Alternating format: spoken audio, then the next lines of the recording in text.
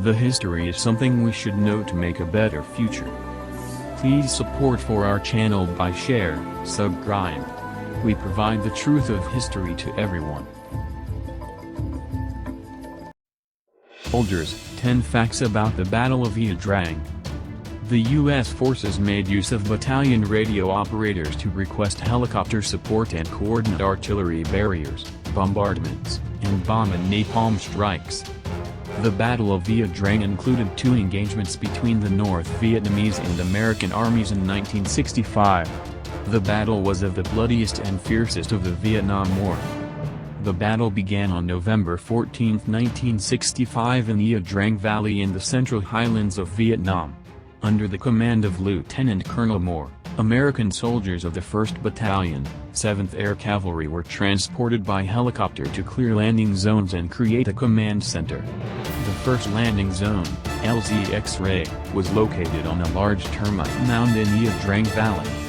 Soldiers of the 2nd Battalion, 7th Air Cavalry were sent to the second landing zone, LZ Albany, which was around a 30-minute helicopter flight north of Ia Drang Valley. 16 WH-1 Iroquois Huey helicopters capable of carrying 6 to 8 troops were used to transport the soldiers, so it took several hours before the battalions were at full strength. The first wave of troops landed at 10:40, with the shooting starting a few hours later at 12:15. The battle then continued for several days. Both sides considered the Battle of Ia Drang as a victory, although the battle successfully prevented North Vietnamese forces from carrying out their planned offensives in the area.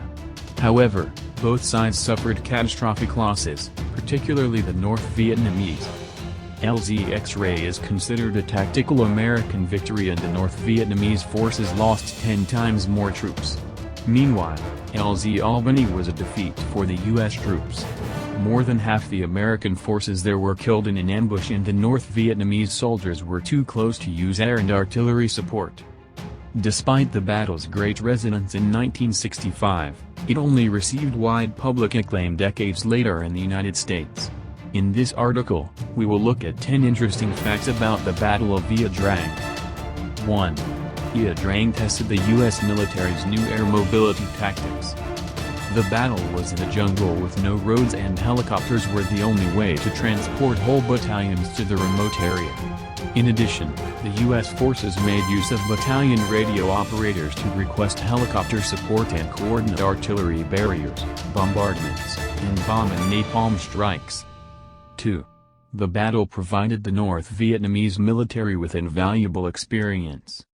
After seeing the Americans' air mobility tactics and analyzing their effectiveness, Colonel Nguyen Huyen ordered, "Move inside the column, grab them by the belt, and thus avoid casualties from the artillery and air." Colonel Nguyen Huyen recognized that bringing his troops closer to the enemy would help them avoid direct bombardment and limit friendly casualties. 3. It was the first major battle between regular U.S. and North Vietnamese troops. The battle marked the beginning of the Vietnam War for many in the United States, with the battle occurring shortly after the arrival of American troops in the country. It was also the biggest battle of the Vietnam War. Most of the American soldiers in the battle had never seen real combat before, in contrast to the experienced North Vietnamese troops that had good awareness of the terrain and had been fighting against the French since 1945. 4. SPC Willard Parrish was awarded the Silver Star for halting the North Vietnamese advance. On the morning of the battle's second day, Charlie Company was surrounded and was taking fire from 3 sides. SPC Willard Parrish was with Delta Company and personally managed to suppress a North Vietnamese attack. During the action he used all his M60 ammunition before switching to his .45 pistol. The bodies of more than 100 North Vietnamese soldiers were found near his trench after the battle. 5. When the North Vietnamese broke through U.S. lines on the second day of the battle, Lieutenant Charlie W. Hastings transmitted the code phrase "Broken Arrow." Lieutenant Colonel Moore's instruction for the Broken Arrow code signaled that the unit was in a critical situation and required immediate air support. The subsequent intense shelling and bombardment also injured some American soldiers. In response to the request, 2 At-100 Super Sabre jets swooped down to drop napalm bombs. Lieutenant Hastings saw them flying close to the American line and attempted to recall them. But one aircraft failed to hear the order and unfortunately killed and injured several American soldiers. 6. A key part of the battle was an attempt to rescue Lieutenant Henry Herrick's platoon that had become separated. Bravo Company received the first shots of the battle at 12:15. The platoons advanced and Lieutenant Herrick's platoon was soon surrounded and separated from the other platoons, resulting in the loss of 8 soldiers and a further 13 wounded, Lieutenant Herrick included. Intense shelling soon engulfed the platoon and they were unable to dig trenches. Platoon command was transferred to Sergeant Turney Savage, who directed several airstrikes, and the platoon's resistance managed to kill dozens of North Vietnamese soldiers. 2 attempts were made to save Lieutenant Herrick's platoon on the same day, but to no avail. The platoon remained surrounded all night until 15:30 the following afternoon, when a relief force finally arrived. 7. Lieutenant Walter Marm received the Medal of Honor in the second attempt to save Lieutenant Herrick's platoon. When Alpha and Bravo companies neared the lost platoon's position, Lieutenant Marm's own platoon started to receive fire from an entrenched North Vietnamese machine gun. Lieutenant Marm attacked the machine gun position on his own with a rifle and a few grenades.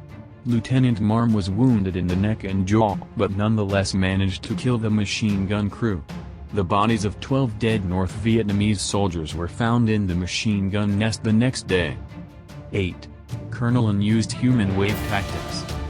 Similar tactics had been proven to be effective during previous night fighting, which involved large groups of North Vietnamese soldiers sneaking close to American lines before attacking. This tactic was subsequently widely used by the North Vietnamese in other battles. 9. Lieutenant Colonel Moore's command was similar to Colonel Custer's. Air Cavalry was a new phenomenon thanks to the development of air mobility tactics. Lieutenant Colonel Moore was appointed to command the 1st Battalion, 7th Air Cavalry, which was sent to LZX range. Colonel Custer, meanwhile, commanded the 7th Cavalry during the American Indian Wars before being killed in the Battle of Little Bighorn along with all his men. Similar to Custer's last stand, Lieutenant Colonel Moore was also surrounded on all sides by the great forces of the natives, this time the North Vietnamese. 10. Lieutenant Colonel Moore's wife reported the news to grieving families. At the time, the U.S. military did not report news of dead soldiers itself. This was instead performed by taxi drivers who delivered telegrams to the families of dead soldiers. On learning of this, Mrs. Moore took it upon herself to personally deliver the telegrams and comfort the grieving families. Read another story from us, footage, We Were Soldiers. How Moore talks about the battle for Ia Drang. After Mrs. Moore's complaints, the Army created units that included an officer and a chaplain to hand-deliver the unfortunate letters. In 1992, Lieutenant Colonel Moore and reporter Joseph L. Galloway published the book We Were Soldiers Once. And Young. In 2002, the story was adapted into a movie called We Were Soldiers, starring Mel Gibson as Lieutenant Colonel Moore.